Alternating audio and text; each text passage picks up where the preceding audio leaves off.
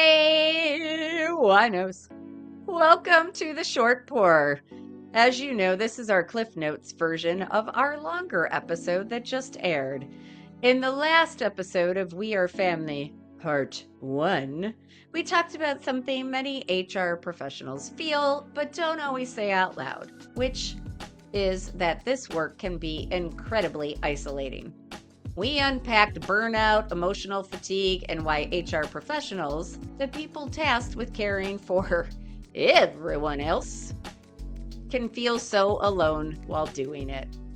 Today, we're shifting the focus. Instead of dwelling on why burnout happens, we're talking about one of the strongest weapons against it, which is community. Specifically, how to build your HR family outside of your organization, because support shouldn't stop at the office doors. But first, the wine. And in the short pour, it's loved it, liked it, loathed it. However, we're going to switch it up a wee bit because Trisha and I taped episodes part 1 and part 2 back to back, so we were drinking the same wine, which you've already heard about. So, real quick, today I am drinking a white wine blend from Grazie, which I will review in a longer episode later. But y'all know I love this wine. So, loved it. Trish, what about you? I am drinking a beer today, even though I put it in a wine glass to look fancy. It's from a local brewery that I love, Austin Brothers, and it is actually like a Christmas hazy. It's Ooh. absolutely delicious. Love, love, love it. Good. All right. So, again, last episode we focused on building support inside your organization, which of course is important, but not always sufficient. That oftentimes is because internal relationships come with boundaries, confidentiality constraints, and potential conflicts of interest. If your work bestie, I should clarify, ends up in HR, again, that can get pretty awkward pretty quickly. That's why, again, we're talking about external HR family. And that is really important, which the data backs up, which brings us to stat time. Trisha. Employees who feel engaged and supported are 64% less likely to feel lonely. Okay, that number is huge. What it tells us is that connection, real, meaningful connection, isn't just nice to have.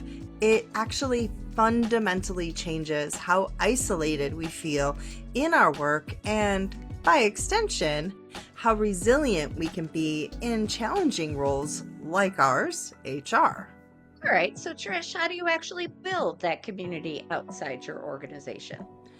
Well, first, I would say look for people who work in similar environments. HR professionals at organizations of a similar size, industry, even structure. They often are going to face very similar challenges to you.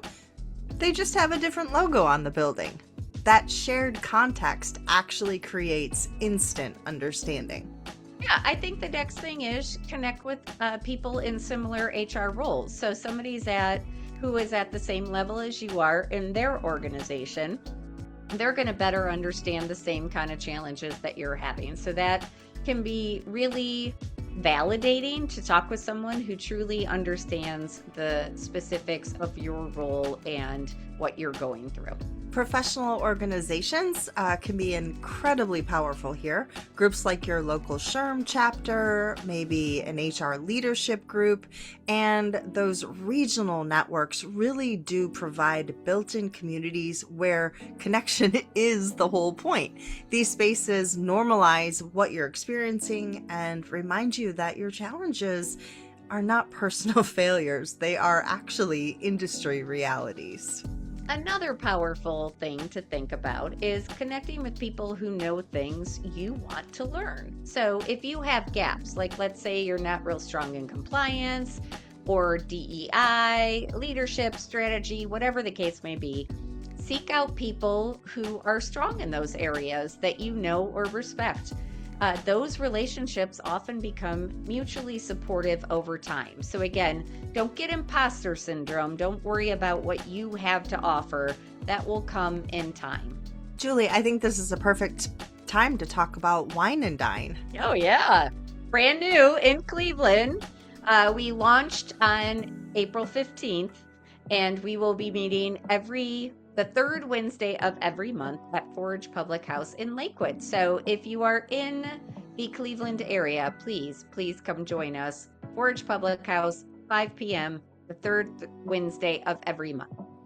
And if you're not lucky enough to be in Cleveland, like I am not, maybe start your own chapter, or if nothing else, what about an online HR community or looking at different blogs or forums?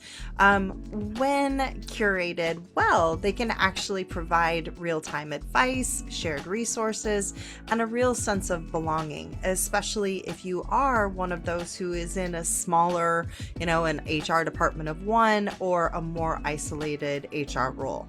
Lastly, if you go to an HR event, whether that's a conference, a networking event, whatever the case may be, the inclination is always to stick to talking to people that you know because it's comfortable. But we are going to challenge you to talk to people you do not know so that you can expand your network. You never know what sort of friendships, connections, whatever the case may be, will come out of those conversations. I think you actually just hit the nail on the head. Let's talk about a little bit of a mindset shift. You really do want to focus on that connection, not a transaction. If you approach this whole idea of networking with, what can this person do for me? You're not going to get any meaningful relationships. Instead, you want to offer value first. So share a resource, make an introduction like Julie was just talking about, and really truly ask thoughtful questions. I think asking people questions is the most wonderful way to get to know them, to learn, and really find out some phenomenal information that could help you. And then give freely. Your community is going to grow when generosity is active and living and thriving. Yeah, and for those of you who are like, I don't have any value to offer because I'm brand new or I'm in a new role or whatever the case may be, just even asking others for help. We've talked about this a lot. Like, helping is one of the things that HR professionals like to do. So even giving somebody the opportunity to give back by sharing their advice and their journey and their experience can be a way of offering value. So the biggest thing, you hear us say this all the time, is to be authentic. Truly one of our favorite words. So you don't need to, have some expertise, hide your struggles, or pretend to be something that you're not. The strongest communities are built on honesty, not perfection. And finally, another thing that we love to talk about is accountability. Be accountable, be reliable. If you say you're going to do something, follow through, show up, check in with the members of your community, with your new friends, with your family, because family is not built in grand gestures, but you know exactly what we're talking about here. Consistent, trustworthy presence, being available. Yes, HR was never meant to be a solo sport. So join our wino community, join the HR communities around you, make sure that you find your people. And as you know, we always put out this plea at the end, make sure you tell your friends about our podcast, follow the podcast, subscribe wherever you get your podcasts if you haven't done so already. And thank you always for being a part of our wino community. Cheers. Cheers.